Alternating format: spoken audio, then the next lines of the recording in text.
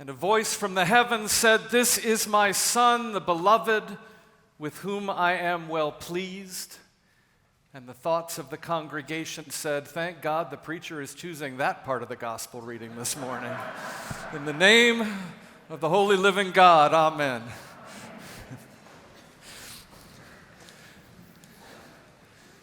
Happy New Year indeed. I'm going to invite us to do a little light yoga this morning.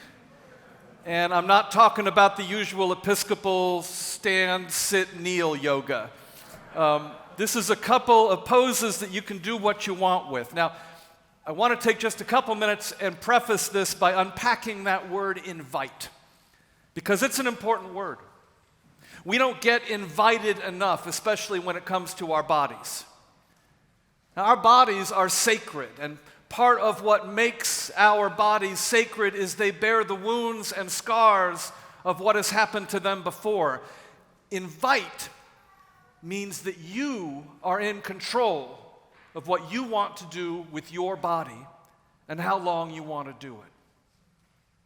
I say invite because much of what we carry in our bodies has been put there without our consent, either into our bodies directly or through the bodies of our ancestors and what was done to them. And it is time to reclaim that agency over our bodies. I say invite because it is an invitation into a relationship with your body. And we each have a different relationship with our body, and you get to meet yours where you are. And that said, I hope you will find some way to accept this invitation, because it is an invitation that is a doorway to healing. There is a great book called The Body Keeps the Score, Brain, Mind, and Body and the Healing of Trauma. And the author, Bessel van der Kolk, says that we cannot recover from trauma until we become familiar with and even befriend the sensations in our bodies. Being frightened means that you live in a body that is always on guard. Angry people live in angry bodies. The bodies of child abuse victims are tense and defensive until they find a way to relax and feel safe. In order to change, we need to become aware of our sensations and the way our bodies interact with the world around us. Physical self-awareness is the first step in releasing the tyranny of the past. So that's the water I'm going to invite us to dip our toes into for just a moment, of becoming familiar with and befriending the sensations in our bodies. Now, at this point, you're probably thinking, would you just get on with it already? So here we go. There are two poses I'm going to invite us into, and you can do them any way you want, using the space you're in and around any way you want. First, I invite you to get as small as you can. As small as you want in your body. Get as small as you can. If you reach a point where either you don't want to or your body won't comply with what comes to your mind when I say get as small as you can in your body, just hold whatever you can and use your sacred imagination to feel what it feels like in that position. So just hold that position and feel what that feels like. And pay attention. What memories does this position activate? What do those memories feel like in your body?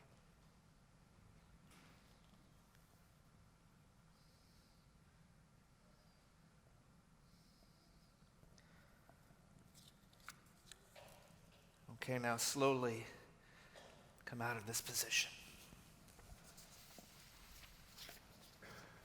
Now that might have been easy for you, or that might have been really hard for you, or it might have been somewhere in between. And knowing we aren't alone is always a good thing, so I invite you to turn to a neighbor and say, I got you.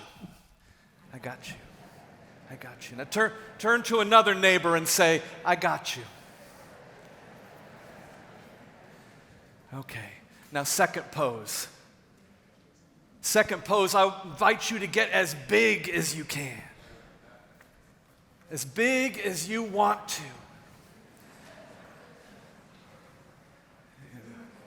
And we're starting to notice the law of physics that two solids cannot occupy the same space. Be as visible as you possibly can. Take up as much space as you can. And if you reach a point where you don't want to or your body won't comply with what comes to your mind, when I say get as big as you can in your body, just hold wherever you can and use your sacred imagination to feel what it feels like in that position. So hold that position. Feel what it feels like.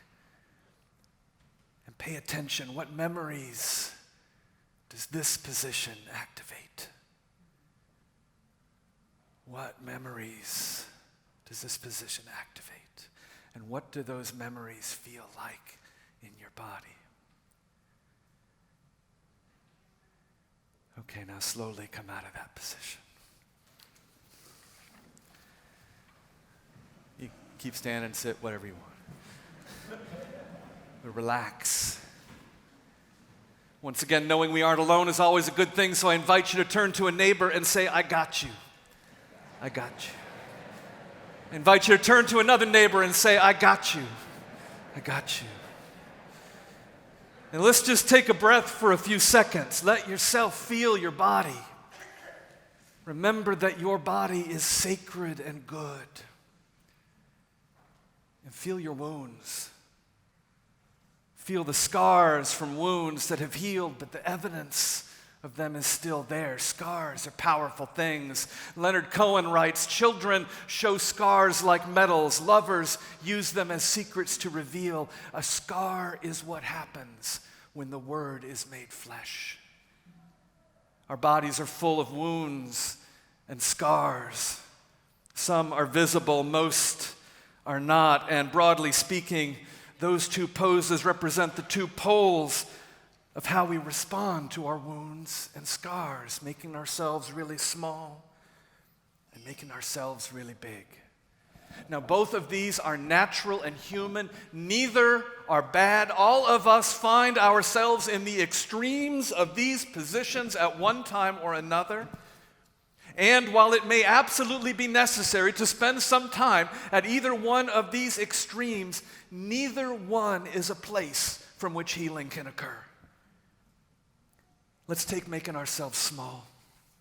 Now, this is one of the most natural things to do when we are wounded. We curl up around ourselves in self-protection. We don't want to let anyone else see that we are hurt, and there are any number of reasons. Maybe we are afraid that if we show weakness or expose our wound, we're going to get hurt again. Or maybe we blame ourselves for the wound, and we hide it out of shame.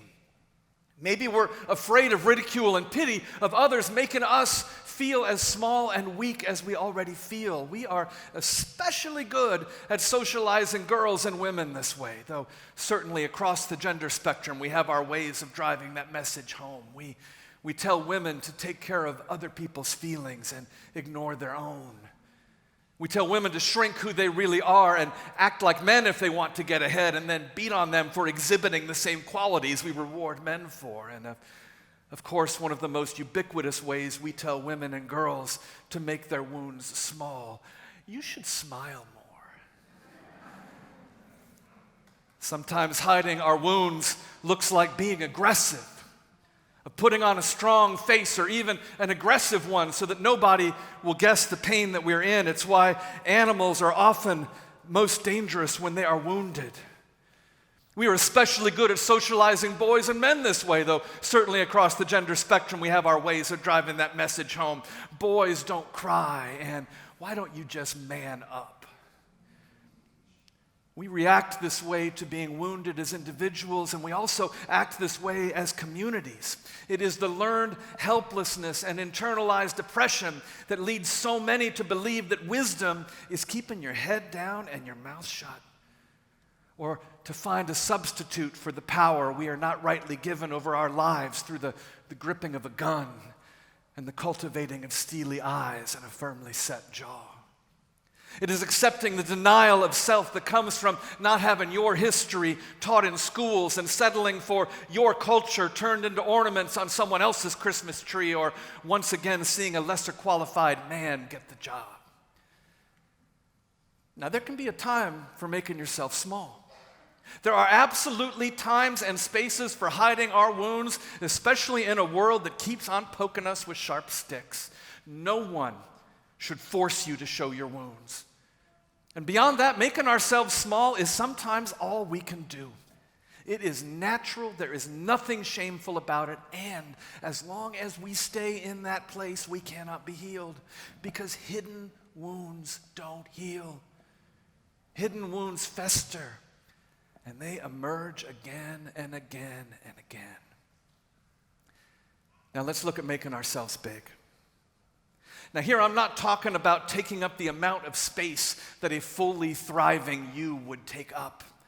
I'm talking about taking up much more than that. I am talking about, instead of hiding our wounds, shouting our wounds.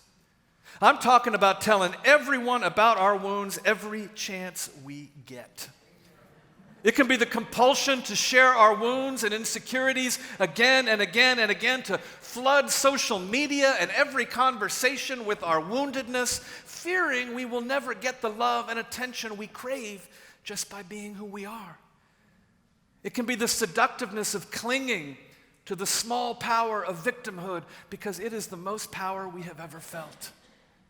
It is the desperate cry of, look at me, hear me, love me, when some of our deepest wounds are feeling unseen, unheard, and unloved. And it can also be the defiant scream that is the language of the unheard and the unseen. Now, there can be a time for this too. There are absolutely times and places for shouting our wounds and taking up an extra amount of space, especially in a world that runs on erasing the identity and pain of so many. It is the sanitation worker marching in Memphis with the sign, "I am a man." It is Helen Reddy leading millions of women singing, "I am woman, hear me roar." It is Queer Nation marching through Manhattan chanting, "We're here, we're queer, get used to it." Making ourselves big, claiming and screaming our wounds sometimes is an act of incredible courage. There is nothing shameful about it, and if all we do is stay in that place, we cannot be healed. Because wounds don't heal when you keep ripping the scabs off over and over again. Continually exposed wounds just get infected and grow deeper and deeper until we're tempted to believe the wound is all we are. Making ourselves really small and making ourselves really big, both are natural. Both can be necessary stops on the road to healing, but neither is where healing actually happens. And both are evidence of a poverty. Both are evidence of a poverty of belovedness. So in this morning's gospel, Jesus is about to launch into his ministry, and it is a ministry where he will receive many wounds, wounds so deep they will one day kill him. Being wounded is unavoidable. It is part of being human. Remember Leonard Cohen, a scar is what happens when the word is made flesh. What healing means is not that wounds magically stop happening or that wounds magically disappear. Healing means being able to receive our wounds, name and claim our wounds, being able to cry in pain from our wounds without being ashamed of our wounds, without being defined by our wounds, without letting our wounds or our wounders steal our joy and steal our lives. And the key to that is trusting in our belovedness. And that is why when God is looking to equip Jesus for all that awaits him, God doesn't give Jesus a sword or a shield or an army or even a hidey hole. God gives Jesus 4 words. You are my beloved. Yeah, amen. When we trust that we are beloved, when we have a community that affirms our belovedness, when we are secure in our belovedness, we don't need to hide our wounds because we know that there is no wound that love cannot eventually heal.